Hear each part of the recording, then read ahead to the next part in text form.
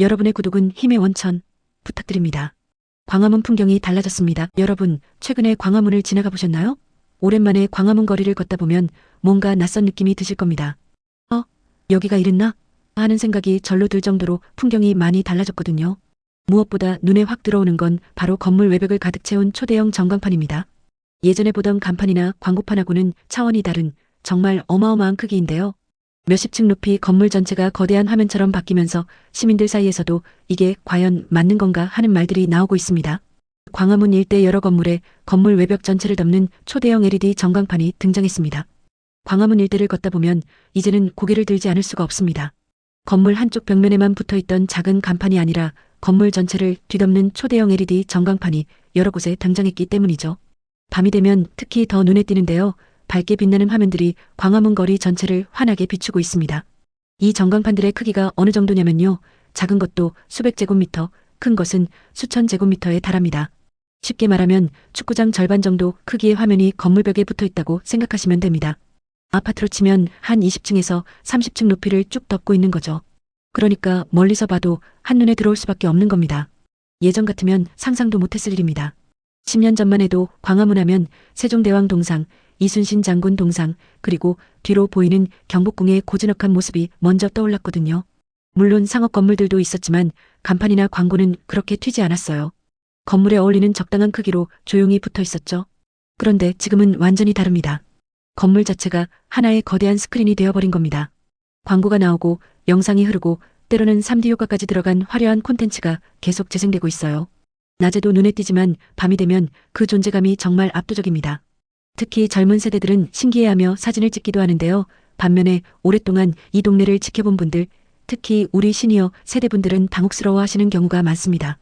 광화문이 이렇게 변해도 되는 건가 하는 복잡한 심경이 드시는 거죠.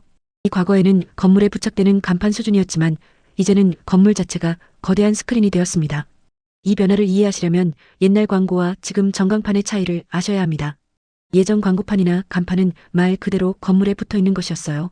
건물은 건물이고 광고는 광고였죠. 건물 벽면 한쪽에 혹은 옥상에 간판이나 네온 사인이 달려 있었던 겁니다. 건물의 부속물이었던 거예요. 그런데 지금은 완전히 개념이 바뀌었습니다. 건물과 광고의 경계가 사라진 거죠. 건물 외벽 전체가 하나의 거대한 화면이 되어버렸어요. 건물이 곧 미디어가 된 겁니다. 전문 용어로는 이걸 미디어 파사드라고 부르는데요. 파사드라는 게 건물의 외벽, 겉면을 뜻하는 말입니다. 그러니까 건물 겉면 자체가 미디어가 되었다는 뜻이죠. 이게 왜 중요하냐면요. 이건 단순히 광고 크기가 커진 게 아니라 도시 풍경 자체가 바뀐다는 의미이기 때문입니다. 예전에는 건물을 보고 그 옆에 붙어 있는 간판을 보는 시기였잖아요. 건물이 주인공이고 광고는 조연이었던 거죠. 그런데 지금은 광고 자체가 건물이 되어버린 겁니다. 오히려 건물의 원래 모습은 보이지도 않고 화면만 보이는 거예요. 밤에 광화문을 지나가 보시면 이 차이가 확실히 느껴지실 겁니다. 예전에는 건물에 불이 켜지고 간판 불빛이 반짝이는 정도였다면 지금은 건물 전체가 하나의 거대한 TV처럼 빛을 발하고 있거든요. 마치 뉴욕이나 도쿄 같은 대도시의 번화가를 연상시키는 풍경이랄까요? 이런 변화가 좋은 것이냐 나쁜 것이냐는 사람마다 의견이 다릅니다만 분명한 건 우리가 알던 광화문의 모습이 근본적으로 바뀌고 있다는 사실입니다. 단순히 간판 하나 더 달린 게 아니라 도시 공간의 성격 자체가 변하고 있는 거죠. 한두 곳이 아니라 여러 건물에서 동시다발적으로 설치가 진행되고 있습니다. 더 주목할 만한 점은 이런 초대형 전광판이 한두 곳에만 생긴 게 아니라는 겁니다. 광화문 일대 여러 건물에서 거의 동시에 이런 변화가 일어나고 있어요. 이쪽 건물에도 전광판, 저쪽 건물에도 전광판, 조금만 고개를 돌려도 또 다른 초대형 화면이 보이는 시기입니다. 만약 한 건물주가 우리 건물 좀 눈에 띄게 만들어 볼까 해서 혼자 설치한 거라면 이렇게 여러 곳에서 동시에 생길 리가 없겠죠. 비용도 만만치 않을 뿐더러 원래는 규제가 있어서 마음대로 설치할 수도 없거든요. 그런데 실제로는 광화문 사거리를 중심으로 반경 몇백 미터 안에 여러 개의 초대형 전광판이 들어서고 있습니다. 이게 무엇을 의미하느냐면요. 이건 개별 건물주들의 개인적인 선택이 아니라는 겁니다. 뭔가 정책적인, 제도적인 변화가 있었다는 뜻이에요. 실제로도 그렇습니다. 뒤에서 자세히 말씀드리겠지만 서울시와 종로구가 함께 추진하고 있는 계획이 있고 그에 따라 규제가 완화되면서 이런 일들이 가능해진 겁니다.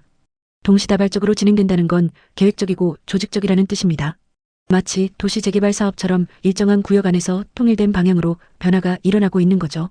그래서 전문가들은 이걸 도시 실험이라고 부릅니다. 광화문이라는 공간을 어떻게 바꿀 것인가에 대한 일종의 실험이 진행되고 있다는 겁니다. 물론 이 실험이 성공할지 실패할지는 아직 아무도 모릅니다. 하지만 분명한 건 이게 일회성이 아니라는 거예요. 앞으로도 계속 이런 변화가 이어질 가능성이 크고 광화문뿐만 아니라 서울의 다른 지역으로도 확산될 수 있다는 점에서 우리가 관심을 가져야 할 문제입니다.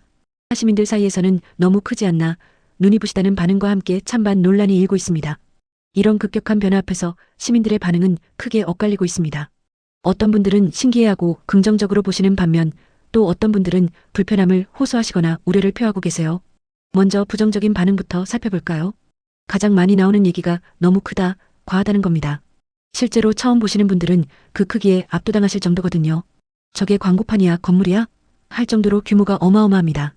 특히 오랫동안 광화문을 지켜본 분들 입장에서는 이 변화가 너무 급격하고 과격하게 느껴지는 거죠. 눈이 부시다는 불만도 상당히 많습니다. 특히 밤에 그 주변을 지나다니시는 분들이나 근처에 사시는 분들의 경우 밤늦게까지 환하게 빛나는 전광판 때문에 눈이 피로하다고 하세요. 어떤 분들은 밤에 집에 있는데도 창문으로 빛이 계속 들어와서 커튼을 쳐도 소용이 없다고 하시더라고요. 이른바 빛공의 문제인 겁니다. 또 광화문답지 않다는 지적도 있습니다. 광화문은 우리 역사와 문화의 중심지잖아요. 경복궁이 있고 세종대왕상이 있고 민주주의 광장으로서의 의미도 있는 곳이에요. 그런데 이렇게 거대한 상업 광고들이 난립하면 그런 상징성이나 품격이 떨어진다는 겁니다. 광화문이 명동이나 홍대 같은 상업지구도 아닌데 왜 이렇게 만드냐는 거죠. 반면에 긍정적으로 보시는 분들도 계십니다. 특히 젊은 세대나 관광객들은 멋있다, 외국 같다, 사진 찍기 좋다는 반응을 보입니다. 실제로 SNS에는 광화문 전광판을 배경으로 찍은 사진들이 많이 올라오고 있어요. 서울도 이제 뉴욕이나 도쿄처럼 화려해졌다며 자랑스러워하는 분들도 있고요. 경제적 효과를 기대하시는 분들도 있습니다. 관광객이 늘어나면 주변 상권도 활성화되지 않겠느냐, 일자리도 생기고 도시 이미지도 좋아질 것이라는 의견이죠. 실제로 다른 나라의 유명 관광지들을 보면 이런 대형 전광판이 오히려 명물이 되어서 사람들이 구경하러 오는 경우도 많거든요. 이렇게 의견이 나뉘다 보니 인터넷이나 지역 커뮤니티에서는 논쟁이 뜨겁습니다.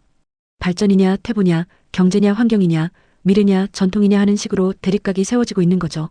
사실 이런 논쟁은 비단 광화문만의 문제가 아닙니다. 서울 곳곳에서 그리고 전국 주요 도시에서 비슷한 고민과 갈등이 일어나고 있어요. 오단순한 개별 건물주의 선택이 아니라 정책적 변화가 배경에 있다는 분석이 나옵니다. 나레이션.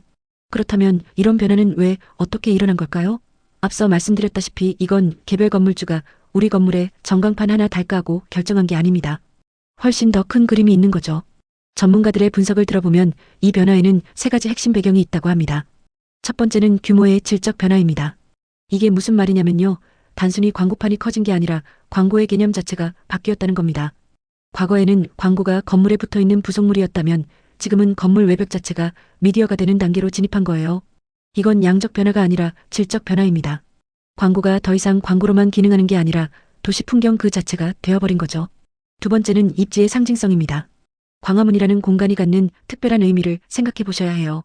광화문은 그냥 번화한 상업지구가 아닙니다. 대한민국의 행정 중심지이자 역사 중심지이고 시민들이 모이는 민주주의 광장이기도 해요. 이런 곳에 대규모 상업 미디어가 들어온다는 건 단순한 광고 사업이 아니라는 겁니다. 이건 광화문을 과거의 역사 공간에서 미래형 도시 쇼윈도로 재정의하겠다는 일종의 선언에 가깝습니다. 세 번째는 동시다발성입니다. 한두 곳이 아니라 여러 건물에서 거의 동시에 이런 변화가 일어났다는 점이 중요해요. 이건 개별적인 민간 수요가 아니라 정책 환경의 변화가 촉발한 것이라는 증거입니다. 실제로 서울시와 종로구는 5개 광고물 자유표시구역이라는 제도를 만들어서 광화문 일대의 광고 규제를 대폭 완화했습니다. 그 결과 건물주들이 합법적으로 초대형 전광판을 설치할 수 있게 된 거죠. 전문가들은 이를 두고 도시 차원의 의도된 변화라고 표현합니다. 즉, 우연히 일어난 게 아니라 계획적으로 추진된 도시 정책의 결과라는 겁니다. 더 나아가 일부에서는 이를 도시 공간의 성격을 바꾸는 정책적 실험이라고 부르기도 해요. 이런 정책적 배경을 이해하는 게 중요한 이유는 뭘까요? 만약 이게 그냥 건물주 몇 명의 개인적 선택이었다면 우리가 딱히 관심 가질 필요가 없을 수도 있어요. 마음에 안 들면 안 보면 그만이니까요. 하지만 이게 정부와 지자체가 주도하는 정책적 변화라면 얘기가 달라집니다.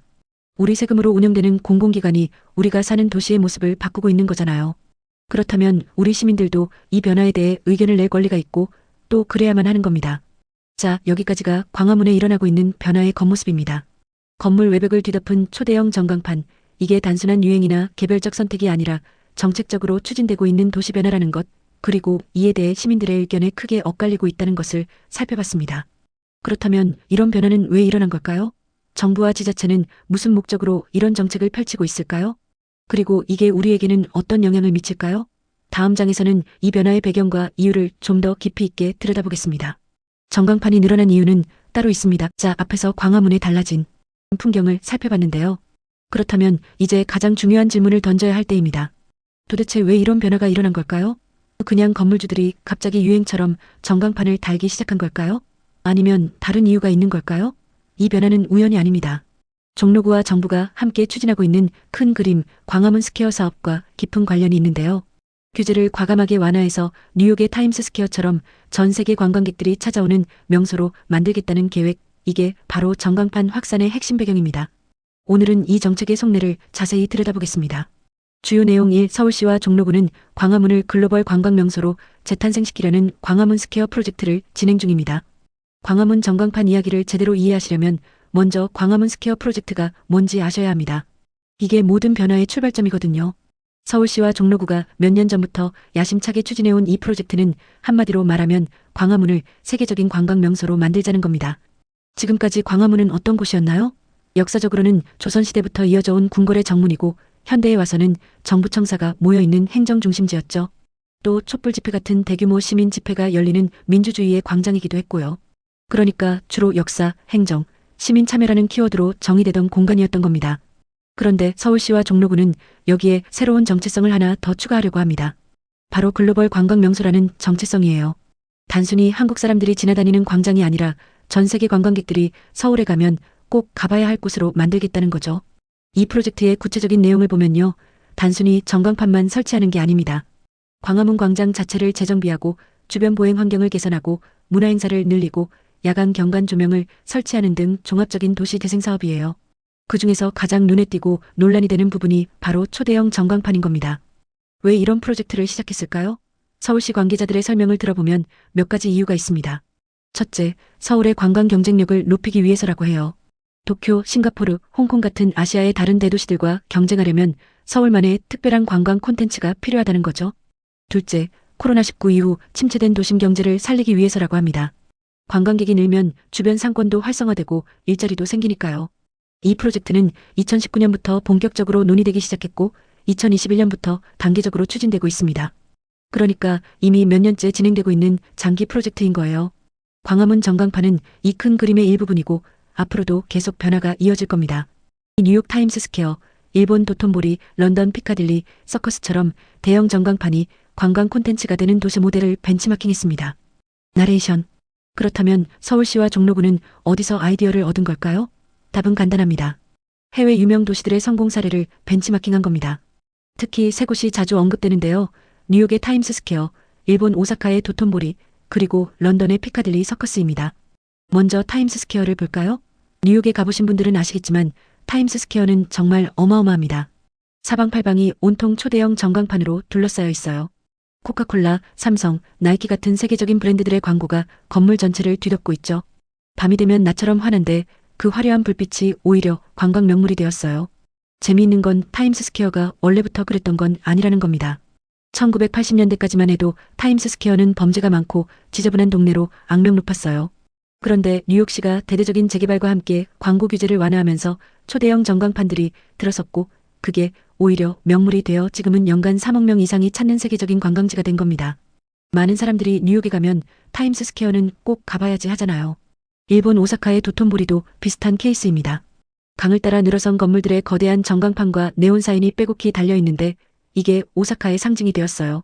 특히 글리코 간판이라고 달리는 사람 모양의 유명한 네온 사인이 있는데 그 앞에서 사진 찍는 게 거의 필수 코스처럼 되어버렸죠. 한국 관광객들도 오사카 가면 꼭 도톤보리에서 인증샷 찍고 오잖아요. 런던의 피카딜리 서커스도 마찬가지입니다.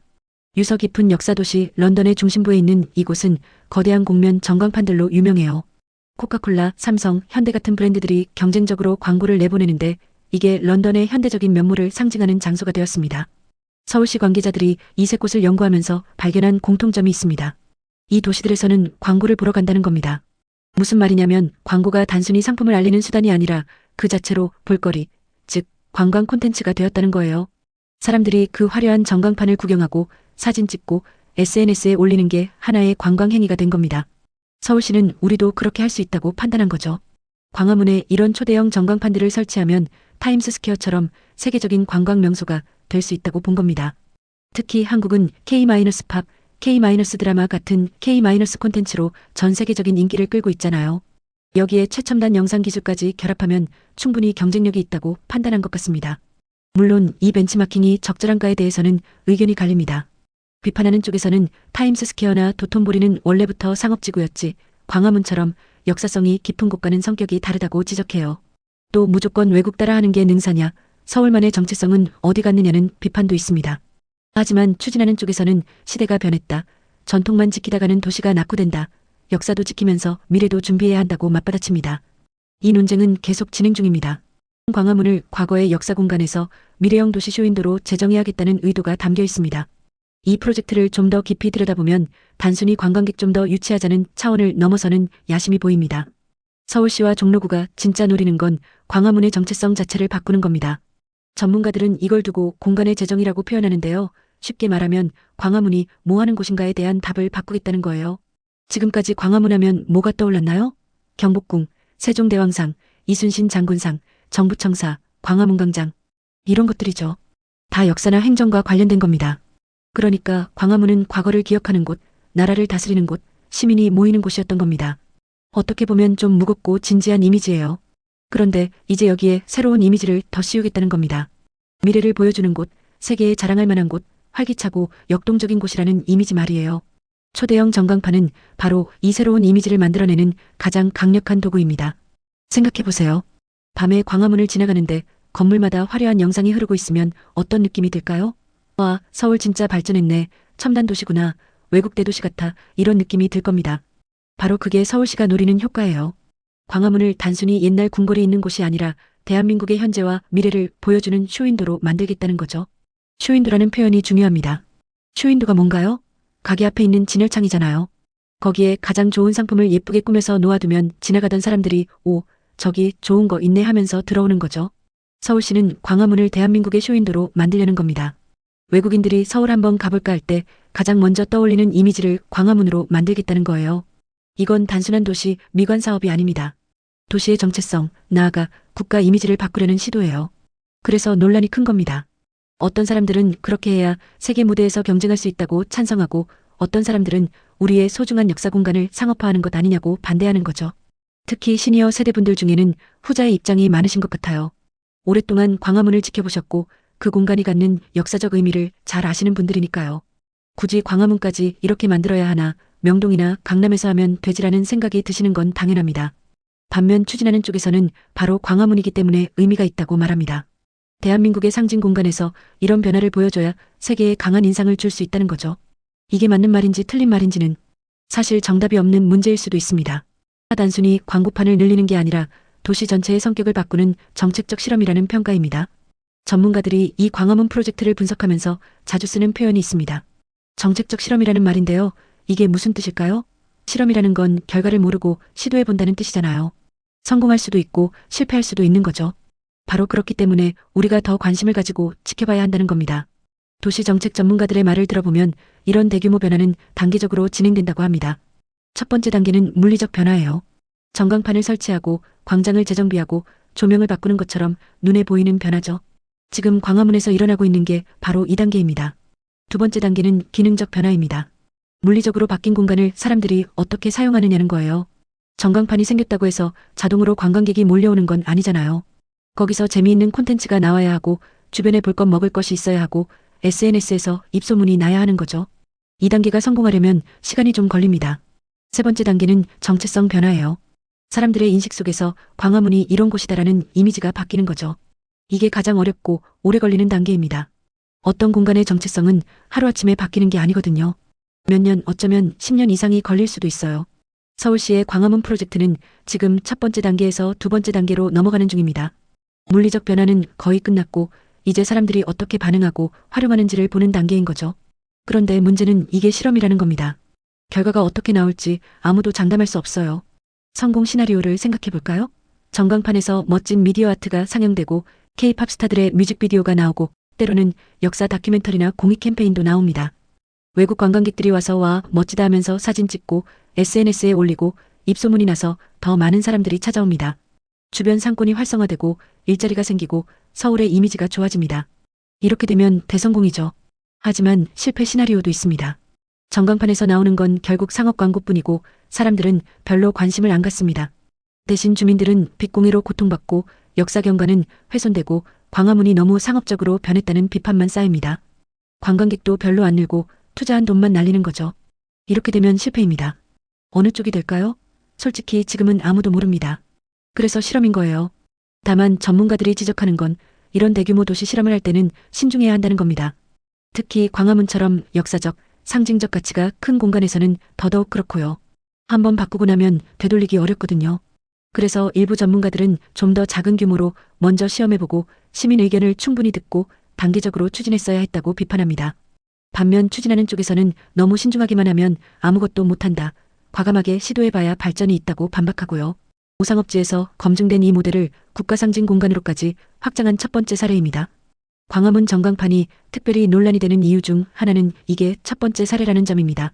무슨 말이냐면 초대형 전광판 자체는 이미 다른 곳에서 시도되고 성공한 적이 있어요. 대표적으로 강남 코엑스 스타필드가 있죠. 거기 가보신 분들은 아시겠지만 건물 외벽에 거대한 곡면 스크린이 있어서 3D 영상을 보여주는데 정말 인상적이거든요. 코엑스 케이스는 대체로 성공적이라는 평가를 받습니다. 관광객들이 많이 찾아오고 SNS에서도 화제가 되고 주변 상권도 활성화됐어요. 와, 한국기술력 대단하네 하는 반응도 많았고요. 명동 신세계백화점도 비슷한 케이스입니다. 건물 외벽에 미디어 파사드를 설치해서 관광 콘텐츠로 활용하고 있죠. 그런데 이런 곳들은 뭐가 다르냐면 원래부터 상업지구였다는 겁니다. 코엑스는 쇼핑몰이고 명동은 쇼핑거리잖아요. 사람들이 가는 목적 자체가 쇼핑하고 놀러 가는 거예요.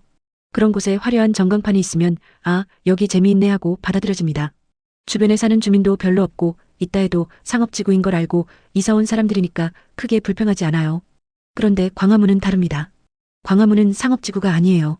물론 사무실 건물들이 많고 회사원들이 많이 다니긴 하지만 그래도 이곳의 정체성은 역사와 행정의 중심지예요. 경복궁이 있고 정부청사가 있고 역사적 상징물들이 있는 곳이죠. 그런 곳에 코엑스식 초대형 전광판을 들여온 게 광화문 케이스입니다. 이게 바로 검증된 모델을 새로운 공간으로 확장했다는 의미예요.